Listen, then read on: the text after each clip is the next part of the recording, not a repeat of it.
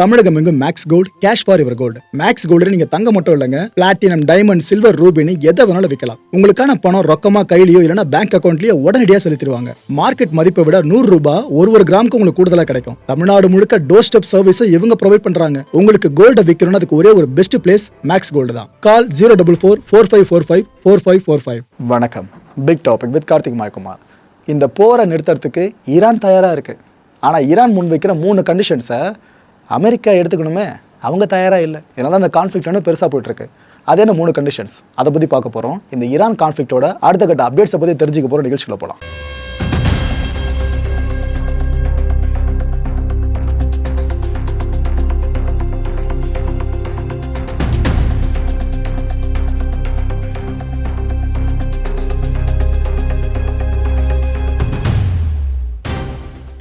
இந்த LPG cylinder தட்டுப்பாடு பெருசாக ஏற்பட்டிருக்குல்ல நம்ம இந்தியாவில்.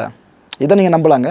பெட்ரோல் டீசல் சார்ந்த தட்டுப்பாடுனா ஏற்படலை, ஆனால் எல்பிஜி சிலிண்டர் சார்ந்த தட்டுப்பாடு இந்தியாவில் இருக்குது. இதை நீங்கள் நம்பலாம். இதில் நிறைய பேர் நினச்சிட்டு இருக்கிறது வீட்டில் பெருசாக சமைக்க முடியாது, ஹோட்டல்ஸ் பெருசாக பாதிக்கப்படும் அப்படின்னு மட்டும் தானே. நீங்கள் யூஸ் பண்ணுற செல்ஃபோன்ஸோட அந்த சிக்னல் இருக்குல்ல, அது தடைப்பட்டுச்சுன்னா, இல்லைனா உங்களால் டேட்டா எதுவுமே பயன்படுத்த முடியாத நிலைமை ஏற்பட்டுச்சுன்னா இதுக்கான ஆபத்தும் இருக்குது. நான் அதையே இங்கே சொல்லிடுறேன். என்னன்னாக்கா, டெலிகாம் ஆப்ரேட்டர்ஸ் இப்போ வார்ன் பண்ணியிருக்காங்க. இது போல் இந்த எல்பிஜி சிலிண்டர் ஷார்ட்டேஜ் இப்படியே கண்டினியூ ஆகிட்டு இருக்கோன்ற பட்சத்தில் எங்களோட நிறைய phone network and data services இருக்குல்ல, அது வரைக்கும் இம்பாக்டை ஃபேஸ் பண்ணணும்னு சொல்கிறாங்க. ஃபேஸ் பண்ணணும்னா அந்த கம்பெனிஸ் ஃபேஸ் பண்ணுறது மட்டும் இல்லை, அந்த சர்வீஸை யூஸ் பண்ணுவோம்ல நமக்கும் சேர்த்து தான் சொல்கிறாங்க. என்ன ப்ரோ இது சம்மந்தமே இல்லை, இதுக்கும் அதுக்கு என்ன சம்மந்தம் கேட்டிங்கன்னா சம்மந்தம் இருக்குது. இதில் நிறைய டவர்ஸ் இருக்குல்ல, இதுவாக இருக்கட்டும், டேட்டா சென்டர்ஸாக இருக்கட்டும், அந்த இடங்கள்லாம் எப்படி ஓடுதுன்னு நினைக்கிறீங்க? பெரும்பாலும் ஜென்ரேட்டர்ஸை பேஸ் பண்ணி. எல்பிஜி இருக்குல்ல, அதுதான் அதோட ஆற்றல் மூலமே. ஸோ எல்பிஜியே இங்கே சப்ளை ஆகலை அப்படின்னா எப்படி ஜென்ரேட்டர் செயல்படும்? அதுக்கப்புறம் எப்படி அந்த டேட்டா சென்டர்ஸும் டவர்ஸும் கரெக்டாக ஒர்க் பண்ணிகிட்ருக்கோம்? புரிஞ்சிருச்சா? இந்த பிரச்சனை வேறு இருக்குது. எங்கெங்கே முளைச்சி வருது பாருங்க ப்ராப்ளம் ஒரு நாளும். இப்போ இந்த ஈரான் கான்ஃப்ளிக்டில் ஒரு இந்தியர் கொல்லப்பட்டிருக்கிறது உறுதியாக இருக்குங்க. அதை பற்றியே சொல்லிடுறேன். சேஃப் சி விஷ்ணு அப்படின்ற Marshall Island flagged US oil ship. இந்த ஷிப்பு இந்த ஈராக்கோட போர்ட் இருக்குல்ல, அதுக்கு அருகில் நின்றுட்டு இருந்திருக்கு. ஈரானோட சூசைட் போட்ஸ் வந்து அந்த இடத்துல ஹிட் பண்ணியிருக்குங்க இந்த கப்பலை. அவ்வளோதான். அந்த கப்பலில் இருந்தவங்களில் பல பேருக்கும் காயப்பட்டிருக்கு போல இருக்குது. 27 சைலர்ஸை ரெஸ்கியூ பண்ணியாச்சு. ஆனால் ஒரு இந்தியனை நாம் இழந்திருக்கோம். ஒரு இந்தியன் கொல்லப்பட்டிருக்காருங்க.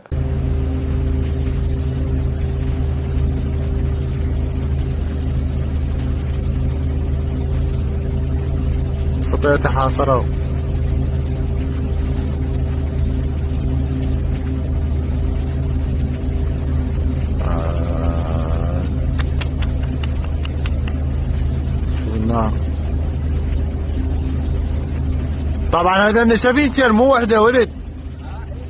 நாள் பட இந்த கான்ஃப்ளிக்ட் ரொம்ப பெருசாக போயிட்டுருக்குல்ல. ட்ரம்ப் கிட்டே கேட்குறாங்க, என்னங்க இது போல் இந்த பிரச்சனை ரொம்ப பெருசாக போயிட்டுருக்கு, போரை நிறுத்திடலாமே, உங்களுக்கு வேறு எதனா அச்சீவ் பண்ணுறதுக்கு இருக்கா ஈரானில் அப்படின்னு கேட்டாங்க. அப்போ ட்ரம்ப் என்னென்ன சொன்னார்னா, என்ன தெரியுதுக்கு அப்புறம் அச்சீவ் பண்ண பெருசாக? ஈரான் ஏற்கனவே நேவியை இழந்துருச்சு, ஏர்ஃபோர்ஸை இழந்துருச்சு. அவங்கக்கிட்ட ஒரு விமானம் கூட இல்லை, அதுதான் உண்மை. எல்லாத்தையும் அடிச்சு நாங்கள் முடிச்சிட்டோம் கதையை. அவங்கக்கிட்ட ஜெட்டு கிடையாது, ரேடார் கிடையாது, எதுவுமே கிடையாது. ஏன் லீடர்ஸே கிடையாது. அவ்வளோ பேரை நாங்களே முடிச்சு விட்டோம். இந்த முறை ஈரானுக்கு பலமான அடியை கொடுத்துருக்கோம். எனக்கு தெரிஞ்ச வரலாற்றிலே வாங்காத அடியை ஈரான் வாங்கியிருக்கிறதா ட்ரம்ப் சொல்கிறாரு. ப்ராக்டிக்கலி சொல்லணுன்னாக்கா, ஈரானில் நாங்கள் இப்போ அடிக்கணும்னு சொல்லிட்டு எந்த டார்கெட்டும் இல்லைன்னு சொல்கிறாருங்க அவர். ப்ரோ நல்ல விஷயமாச்சு, அப்போது போரை நிறுத்திடலாமான்னு கேட்டிங்கன்னா அடுத்து வாங்க என்ன சொல்கிறாருன்னு பாருங்கள். நாங்கள் மேக்ஸிமம் முடிச்சிட்டோம், லைட்டாக கொஞ்சம் மட்டும் வேலை இருக்குது எங்களுக்கு அங்கே ஈரானில், அதையும் முடிச்சிட்டோன்னாக்கா எந்த நேரமும் நான் போர் நிறுத்தத்தை அனௌன்ஸ் பண்ணுவேன்னு இவர் சொல்லியிருக்காரு. ஆனால் அந்த நேரம் இந்த நேரம் இல்லை போல இருக்குது. அவர் மைண்டில் என்ன தோணல போல இருக்குது. எனக்கு தோன்றுனா நான் அனௌன்ஸ் பண்ணுவேன்னு சொல்லியிருக்காரு. உலகத்தையே ஒரு மனுஷன் எப்படி ஆட்டு வச்சுக்கிட்டு இருக்காருல டொனால்ட் ட்ரம்ப் அவர்கள். ஆனால் கூடிய சீக்கிரமே போரை நிறுத்திடுவேன், கவலைப்படாதீங்க அப்படின்றாரு. இதுக்கப்புறம் கவலைப்படாமல் இருக்க என்ன இருக்குது? ஆல்ரெடி உலக மக்கள் கவலைப்பட ஆரம்பிச்சாச்சு. ஒரு சின்ன மிலிட்ரி ஆக்ஷன் இந்த ஈரானுக்கு எதிராக எடுத்திருக்கோம், சின்னதாக எடுத்திருக்கோம். அதுவே அவங்களால தாங்க முடியலன்ட்டு ஈரானை வம்பெடுக்கிற மாதிரி தான் திருப்பி பேசி வச்சிருக்காப்புல. இதில் இன்னும் சில வார்த்தைகளை பயன்படுத்துகிறாரு. நம்ம ஊரில் அந்த வார்த்தை பயங்கர பிரபலம். இதை ட்ரம்ப் பயன்படுத்துகிறாப்புல. ஈரான் ஒரு தீய சக்தியாமா சொல்கிறது Donald Trump. Okay right. Iran president இருக்கார்ல மசூத் பெசஷ்கியான், இவர் இப்போ ஒரு ஆஃபரை உலக முறையை முன் வச்சிருக்காரு, பப்ளிசைஸ் பண்ணி சொல்லியிருக்காரு. நாங்கள் போரை நிறுத்த ரெடிங்க, ஆனால் 3 கண்டிஷன்ஸ் இருக்குது. 3த்துக்கும் அமெரிக்கா ஓகேன்னு சொல்லுது அப்படின்னா நாங்கள் தாராளமாக அடிக்க மாட்டோம், திருப்பி அடிக்க மாட்டோம்னு சொல்கிறாங்க. அடிக்கிறது முதல்ல அமெரிக்கா தான் ஆரம்பிக்கிறது, திருப்பி அடிக்கிறது ஈரான், செல்ஃப் டிஃபென்ஸ் கருது. ஆனால் இவங்க சொல்கிறது நாங்கள் திருப்பி அடிக்க மாட்டோம், பிரச்சனை முடிச்சுக்கலான்றாங்க. முதல் கண்டிஷன் என்னவாமா, எல்லா நாடுகளுக்கும் உரிமைகள் ஒன்று இருக்கல, அடிப்படை உரிமைகள் ஒன்று இருக்கல, இதை நாங்களும் எதிர்பார்க்குறோம். ஈரானோட ஜென்யூன் ரைட்ஸ் இருக்குது பாருங்கள், நியாயமான உரிமைகள், இது எல்லாத்தையும் அமெரிக்கா ரெக்கக்னைஸ் பண்ணணும், அங்கீகரிக்கணும்னு சொல்லி கேட்குறாரு. ஒன்று. ரெண்டாவது கண்டிஷன், இது வரைக்கும் ஈரானில் எவ்வளோ சேதங்களை ஏற்படுத்தியிருக்கீங்க இந்த அமெரிக்க இஸ்ரேலிய கூட்டுப்படை, அதுக்கெல்லாம் சேர்த்து வச்சு இழப்பீடு கொடுத்துருங்க அப்படின்றாரு. 2. மூணாவது, இதுக்கு பிற்பாடு எதிர்காலத்தில் திரும்பவும் இது போல் ஈரானை அடிக்க மாட்டோம் அப்படின்னு கேரண்டி கொடுங்க. இந்த 3 கண்டிஷன்ஸ்க்கும் நீங்கள் ஓகே சொன்னீங்கன்னா அடுத்த செகண்டே போர் நிறுத்தத்தை அனௌன்ஸ் பண்ணிடலாமே அப்படின்னு இவர் சொல்கிறாரு. ஆனால் ட்ரம்ப் கிட்ட இதெல்லாம் போய் பேசிகிட்டு இருக்க முடியுமா? அவரை பொறுத்த வரைக்கும் அவர் சொன்னால் ஆன், அவர் சொன்னால் ஆஃப். அப்போ அந்த மனுஷன் எடுக்கிற முடிவு தான். ஆனால் ஈரான் இறங்கி வந்திருக்கிறது மட்டும் இப்போ கிளியராக தெரியுது. யூஎஸ் சென்ட்ரல் கமாண்ட் இப்போ ஈரானியன்ஸை நோக்கி ஒரு வார்னிங்கை முன் வச்சிட்டாங்க. பாருங்கள், ட்ரம்ப்போட மைண்ட் செட்டை பார்த்துட்டோம், ஈரான் இறங்கி வந்திருக்கிறதையும் பார்த்துட்டோம். சரி, அமெரிக்கா கொஞ்சம் இறங்கி வரும் பார்த்தா யூஎஸ் சென்ட்ரல் கமாண்ட் வார்னிங்கை முன் வச்சுருக்காங்க. என்ன சொல்கிறாங்கன்னா, இந்த ஈரானியன் நேவல் ஃபோர்ஸஸ்லாம் எங்கெங்கெல்லாம் ஆப்ரேட் ஆகிட்டு இருக்கோம், அங்கே இருக்கிற இந்த போர்ட்ஸ் இருக்கிற துறைமுகங்கள்லாம், அதுக்கு பக்கத்தில் மக்கள் இருக்க வேணாம், ஈரானியர்கள் உடனடியாக அங்கேருந்து கிளம்பிடுங்க அப்படின்னு சொல்லியிருக்காங்க. கிளம்பிடுங்கன்னா என்ன அர்த்தம்? அங்கே பெரிய அடி அமெரிக்கா அடிக்க போதுன்னு அர்த்தம். குறிப்பாக ஸ்ட்ரைட் ஆஃப் ஹார்மூஸ் இருக்குல்ல, அது வரைக்கும் நாங்கள் இந்த முறை இறங்கி அடிக்க போகிறோன்னு கன்ஃபார்ம் பண்ணியிருக்காங்க. ஈரானோட ரெஜிம் இருக்குல்ல, இது மிலிட்டரி ஆப்ரேஷன்ஸ்க்காக சிவிலியன்ஸோட போர்ட்ஸ் இருக்குல்ல, இதை பயன்படுத்துது. ஸோ இதுவே ஒரு போர்க்குற்றம் தான். அதாவது இராணுவ நிலைகள் சார்ந்த மட்டும் தான் இராணுவம் செயல்படணும். ஆனால் சிவிலியன்ஸோட போர்ட்ஸ் எப்படி நீங்கள் பயன்படுத்தலாம்? இதுவே ஆக்சுவலாக ஒரு சர்வதேச விதிமீறல் தான். இந்த விதிமீறலை வச்சு அப்பாவி மக்களின் உயிரை காப்பாற்றும் பொருட்டு நாங்கள் உங்களை அடிக்க போகிறோன்ட்டு யூஎஸ் சென்ட்ரல் கமாண்ட் அடிக்கிறதுக்கு முன்னாடியே காரணத்தை சொல்லிட்டாங்க. காரணம் வெயிட்டாக கிடச்சிச்சா, ஒரு விதியை பேஸ் பண்ணி எடுத்துக்கிட்டாங்களா? ஒன்று பாருங்களேன், நீங்கள் குற்றம் பண்ணியிருக்கீங்க அப்படின்ட்டு சர்வதேச விதியை கொண்டு போய் முன்னாடி வச்சா மதிக்கவே மாட்டாங்க, லெஃப்டான டீல் பண்ணிட்டு போயிட்டே இருப்பாங்க. ஆனால் அவங்களுக்கு ஃபேவராக ஒன்று ஆகணும்னா மட்டும் விதியை யூஸ் பண்ணுறாங்களே. ஓகே, இன்னொரு பக்கம் இஸ்ரேல், அமெரிக்காவோட நிலைப்பாடு பார்த்துட்டோம். இஸ்ரேலாச்சும் கொஞ்சம் மனசு இறங்கியிருக்கான்னு பார்த்தா ஆஹா இல்லை. இஸ்ரேலோட பாதுகாப்புத்துறை அமைச்சர் இருக்கார்ல, இஸ்ரேல் கேட்ஸு, அவர் என்ன சொல்கிறாரு, ஏங்க எந்த டைம் லிமிட்டும் இல்லாமல் இந்த வார் தொடருங்க அப்படின்னு அடித்து சொல்கிறாரு. சரின்ட்டு ஐடிஎஃப் பக்கம் போயிட்டு அவங்க என்ன சொல்கிறாங்கன்னு பார்த்தா, இந்த ஈரான் வார் இருக்குல்ல, இது தேவைப்பட்டால் ரொம்ப நாட்களுக்கு போகும், இல்லை எங்களுக்கு ஒன்றும் பேக் அடிக்கிற ஐடியாவே இல்லைன்னு அவங்களும் தெளிவாக சொல்லிட்டாங்க. இப்போ கான்ஃப்ளிக்ட் கொழுந்து விட்டு எரியுது. ஆனால் இறங்கி வர மாதிரி பெருசாக அப்போசிஷன் சைடில் யாருமே கண்ணுக்கு தெரிய மாட்டுறாங்க. போன வாரம் வாக்கில் ஒரு முக்கியமான மெமோ ஒன்று அனுப்பப்பட்டிருக்கு. அது சார்ந்து இப்போ தான் நியூஸே வெளியே வர ஆரம்பிச்சிருக்கு. என்னென்னா, இப்போ ஈரானால் அமெரிக்கா வரைக்கும் டார்கெட் பண்ணி அடிக்க முடியுமா? அதாவது ஈரான் நிலத்திலிருந்து அமெரிக்கா நில மேலே ஏதாவது மிசைலையோ ட்ரோனையோ லான்ச் பண்ண முடியுமா? அதுக்கு வாய்ப்பு இருக்கலாமோன்ற அந்த அச்சத்தின் காரணமாக ஒரு மெமோ அனுப்பப்பட்டிருக்கு. லாஸ் ஏஞ்சலஸ் லா என்ஃபோர்ஸ்மெண்ட் இருக்குல்ல, இதுக்கு FBI மூலமாக அந்த மெமோ போன வாரம் அனுப்பப்பட்டிருக்கு. இதில் அவங்க என்ன வார்ன் பண்ணியிருக்காங்க, கலிஃபோர்னியா இருக்குல்ல, இந்த கலிஃபோர்னியா மேலே ஈரானோட ட்ரோன்ஸ் வந்து விட வாய்ப்பு இருக்குது.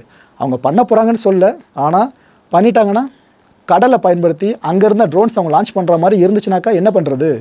இதுக்காக நம்ம அலர்ட்டாக இருக்கிறது நல்லதுன்னு அப்போ மெமோ அமைச்சிருக்காங்க. இது சார்ந்து கலிஃபோர்னியா கவர்னர் இருக்கார்ல, கேவின் நியூசம், அவர் இப்போ என்ன சொல்கிறாப்புல, இல்லைங்க அது போல் த்ரெட்டு இருக்குன்ற மாதிரி எங்களுக்கு தெரியல. ஒரு வேளை அப்படி த்ரெட் எதனா ஃப்யூச்சரில் வந்தால் கூட நாங்கள் எப்போவுமே ரெடியாக தான் இருக்கோம். எங்கள் மக்கள் எப்போவுமே எல்லாத்தையும் எதிர்கொள்ள ரெடியாக தான் இருக்கோம். எமர்ஜென்சி சுச்சுவேஷன் வந்தால் நாங்கள் பார்த்துக்கிறோங்க, ஒன்றும் பிரச்சனை இல்லை அப்படின்ட்டு அவங்க இப்போ சொல்லியிருக்காங்க. யூகேவோட பிரைம் மினிஸ்டர் ஸ்டாமர் இருக்கார்ல, அவர் ஒரு விஷயத்தை கிளியர் கட்டாக இப்போ சொல்லிட்டாப்புல. அதாவது இந்த போரில் யூகேவோ இணைஞ்சி ஈரானை துவம்சம் பண்ணிடுமோன்ற ஒரு அச்சம் உலகம் முழுக்க நிலவுச்சு. ஏன்னா ஒரு நாடை சேர ஆரம்பித்தா உலகமாக இருக்கும். இப்போ என்ன சொல்லியிருக்காரு, இல்லைங்க ஈரானோட ட்ரோன்ஸை நாங்கள் அடித்தோம்ல, அது உண்மை தான், நான் பொய்லாம் சொல்லலை, அது உண்மை தான். ஆனால் எதுக்கு அடித்தோன்ற காரணம் இருக்குல்ல, எதுக்கு அடித்தோன்னா பிரிட்டிஷ் பீப்புளெலாம் இந்த மிடில் ஈஸ்ட்டில் இருக்காங்க, அவங்க சேஃப்டியை நாங்கள் தானே பாதுகாக்கணும், வேறு யார் வருவா? ஸோ இதனால தான் நைட் அண்ட் டே எங்களோட ஆர்ம்டு பர்சனல்லாம் அங்கே அந்தளவுக்கு அந்த மக்களை ப்ரொடெக்ட் பண்ண களத்தில் இருந்தாங்க. அந்த டைமில் ஒரு 230 மணி நேரம் வரைக்கும் அவ்வளோ தூரம் அவங்க தொடர்ந்து ஆப்ரேஷன் ஈடுபட்டிருக்காங்க, டிஃபென்சிவ் ஆப்ரேஷனில். ஸோ எங்கள் மக்களை காப்பாற்ற சில கண்ட்ரீஸில், மிடில் ஈஸ்ட்டில் சில கண்ட்ரீஸில் நாங்கள் ஃபுல்லாக இறங்கணும், களத்தில் இறங்கணும், ஈரான் ட்ரோன்ஸை அடித்தோம். இதுக்காக நாங்கள் போரில் குதிச்சதாக அர்த்தம் கிடையாது, எங்கள் மக்களை பாதுகாக்க மட்டும் தான் களத்துக்கு வந்தோமே தவிர போருக்காக களத்துக்கு வரல. இந்த செகண்ட் வரைக்கும் யூகே இந்த ஈரான் வார்லேருந்து வெளியே தான் இருக்குன்னு அவர் இன்ஃபார்ம் பண்ணியிருக்காரு. இது வரைக்கும் வெளியே இருக்குது, இதுக்கப்புறம்னா அதுதான் டவுட்டு.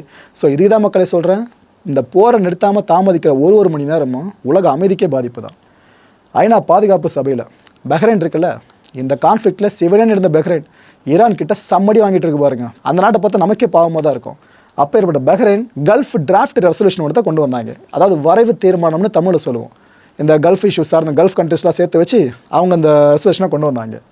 இதில் என்ன கேட்டிருந்தாங்கன்னா, இந்த ஈரான் அமெரிக்கா இஸ்ரேல் மேலே இருக்க கோபத்தில் எங்களெல்லாம் போட்டு அடிச்சிட்டு இருக்காங்களே அதை உடனடியாக நிறுத்தணும்னு சொல்லிட்டு தான் அவங்க சாராம்சமாக வச்சு இந்த தீர்மானத்தை கொண்டு வராங்க. இந்த வரைவு தீர்மானத்தை எத்தனை நாடுகள் பேக் பண்ணியிருக்கு தெரியுமா? 135 நாடுகள் பேக் பண்ணியிருக்கு. இந்த சென்ஸ் அந்த டிராஃப்ட் ரெசல்யூஷனை சரின்னு சொல்லியிருக்காங்க, ஆமோதிச்சிருக்காங்க. இதில் இந்தியாவும் சரி சொல்லியிருக்கு. இட் மீன்ஸ் ஈரானோட இந்த அட்டாக் இருக்குல்ல, இந்த கல்ஃப் முழுக்க, இதை இந்தியா கண்டிச்சிருக்கு. கண்டிக்கிறவங்க மட்டும்தான் இந்த 135 நாடுகள். இந்த டிராஃப்ட் ரெசல்யூஷன் பாஸ் பண்ணப்பட்ட பிற்பாடு எல்லா நாடுகளும் அங்கே சொன்ன ஒரே ஒரு விஷயம், எங்க இந்த கல்ஃப் அப்படின்றது குளோபல் எனர்ஜி செக்யூரிட்டி இருக்குல்ல, அதோட ஹார்ட்டுங்க. அந்த கல்ஃப்ல இவ்வளோ பிரச்சனை வந்துச்சுன்னா எங்கே இந்த குளோபல் செக்யூரிட்டியை நம்ம கொடுக்க முடியும்? அதெல்லாம் கஷ்டங்க. எனர்ஜி செக்யூரிட்டி ரொம்ப முக்கியம். ஸோ கல்ஃபை பாதுகாத்தாகணும், ஈரான் இங்கே அடிக்கிறத ஸ்டாப் பண்ணி ஆகணும்னு எல்லாம் ஒரு மனதாக முடிவு பண்ணிட்டாங்க. அந்த ஒரு மனதை கொஞ்சம் அரை மனதில் நீங்கள் சொல்லிக்கலாம். எதுக்குன்னா, ரஷ்யா சைனா அவங்க இந்த ஓட்டிங்கை புறக்கணிச்சிட்டாங்க. அவங்க இப்போ ஆதரவாக ஓட்டு போட்டால் ஈரானுக்கு எதிராக ஸ்டாண்ட் எடுத்துறான்னு அர்த்தம். ஆனால் சைனா அதுக்கு முன்னாடி கண்டிச்சு ஞாபகம் இருக்கா? ஈரான் இது போல் கல்ஃபில் அடிக்கக்கூடாது, சிவிலியன்ஸ் மேலே கை வைக்கக்கூடாதுன்னு ஈரான் நேம் பண்ணாமே சொல்லியிருந்தாங்க. பட் இங்கே சைனா புறக்கணிச்சிருக்கு, ரஷ்யாவும் புறக்கணிச்சிருக்கு. இதுக்கு அவங்க சொல்கிற காரணம் என்னென்னா, ஏங்க இந்த பிரச்சனையோட ரூட் காசே என்னென்னு சொல்லாமல் நீங்கள் பாட்டுன்னு ஓட்டெடுப்பு நடத்துகிறீங்க, அதில் வேறு இத்தனை பேர் ஓட்டு போட்டாங்கன்னு ஓகேன்றீங்க, எப்படிங்க இதெல்லாம் கேட்குறாங்க. என்னன்னாக்கா, ஈரானுக்கும் அமெரிக்க இஸ்ரேலிய கூட்டுப்படைக்கும் சண்டை. அப்போ அவங்க ரெண்டு தரப்பும் மாறி மாறி அடிச்சுக்கணுமே தவிர, நடுவில் இந்த கல்ஃப் இருக்காங்களே அவங்களோட வான் பரப்பையும் நிலப்பரப்பையும் எதுக்காக கொடுத்தாங்க? கடல் பரப்பு சார்ந்து எதுக்காக கொடுத்தாங்க?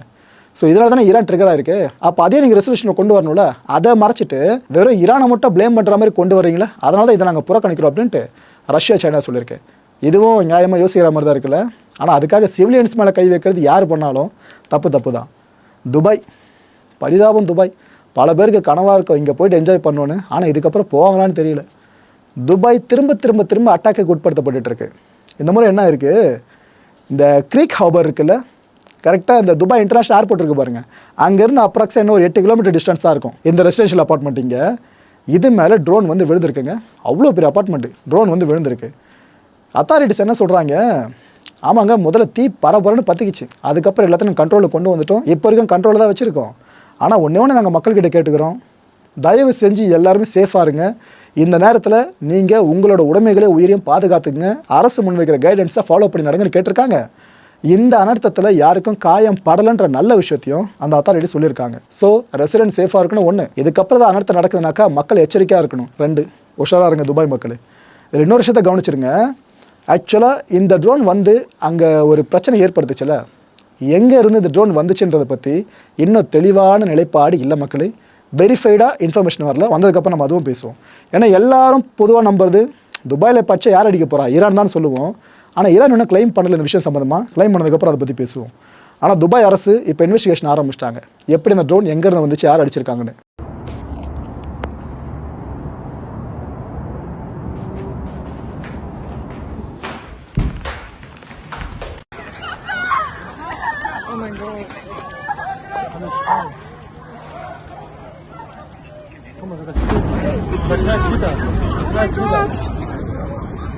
Oh mein Gott, alle laufen rein. Oh mein Gott.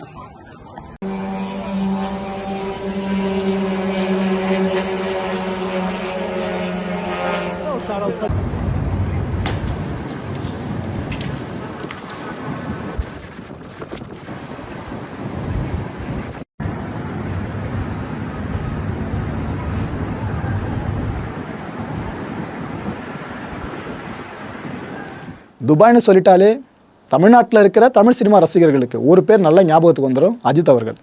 அவரும் துபாயில் தானே ப்ராப்பர்ட்டிலாம் வாங்கினாப்புல, என்னாச்சு ஏதாச்சு இந்த பக்கம் வந்த மாதிரி தெரியலன்னு குழப்பத்தில் இருந்தீங்களா? அஜித் அவர்கள் ரசிகர்கள் பயப்பட வேணாங்க, அவர் துபாயிலேருந்து சேஃபாக சென்னை வந்துட்டாப்புல. அவர் ஏர்போர்ட்டில் வந்து இறங்கினதுமே அங்கே இருந்தவங்களாம் அவர் வழக்கம் போல் மொய்க்க ஆரம்பிச்சிட்டாங்க. எனக்கு தெரிஞ்சு இவ்வளோ கூட்டம் மொய்க்கிறது கண்டிப்பாக அவருக்கே கடுப்பு தான் ஏற்படுத்திட்டு இருக்கோம். ஆனால் எந்தளவுக்கு நாம் ஒரு நடிகர் பின்னாடி தொடர்ந்து போய்கிட்டே இருக்கோம்ல, ஒரு நடிகர்களையும் கடவுளாக பார்த்துக்கிட்டு இருக்கோம். சீரியஸாக பார்க்க வேண்டிய ஜியோ பாலிட்டிக்ஸை காமெடியாக பார்த்துட்டு இருக்கோம். காமெடியாக சும்மா போகிற போல் ரசிச்சுட்டு போக வேண்டிய சினிமாவை ஏதோ உலகத்தோட பெரிய விஷயம் மாதிரி பார்த்துக்கிட்டு இருக்கோம். சரி, இந்த வீடியோ பார்த்துருங்க.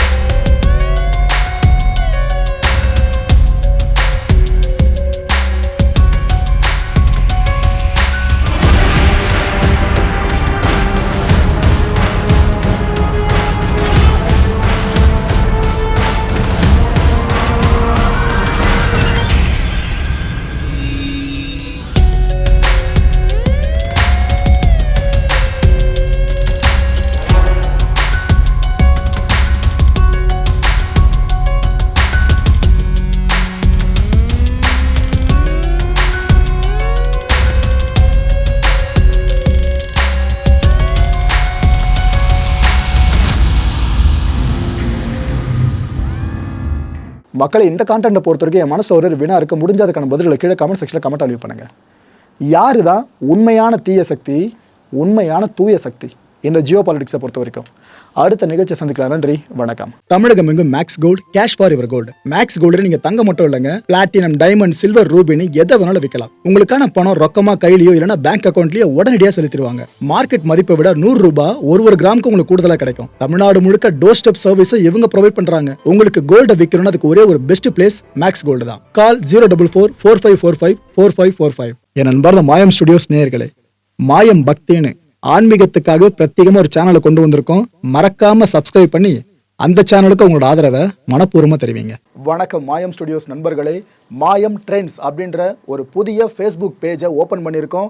நீங்கள் யூடியூப்பில் பார்த்துட்டு இருக்கீங்களா நம்மளோட கான்டென்ட்ஸ்லாம், இதெல்லாம் விட ஒரு படி மேலே ரொம்ப கிறிஸ்பாகவும் ரொம்ப சூப்பராகவும் நிறைய கான்டென்ட்ஸ் உங்களுக்கு இந்த பேஜில் காத்துட்ருக்குங்க. ஸோ உடனடியாக ஃபேஸ்புக் பிளாட்ஃபார்ம் போங்க, மாயம் ட்ரெண்ட்ஸ்னு டைப் பண்ணி சர்ச் பண்ணி நம்ம பேஜை ஃபாலோ பண்ணுங்கள். அப்படியே நம்ம சேனலையும் நீங்கள் சப்ஸ்கிரைப் பண்ணிட்டீங்க அப்படின்னா இன்னும் நிறைய புது கான்டென்ட்ஸை உங்களுக்காக ப்ரொடியூஸ் பண்ணி கொடுத்துக்கிட்டே இருப்பாங்க. நீங்கள் பண்ணுற ஒவ்வொரு சப்ஸ்கிரிப்ஷனும் எங்களுக்கு பெரிய மோட்டிவேஷனாக அமையும்.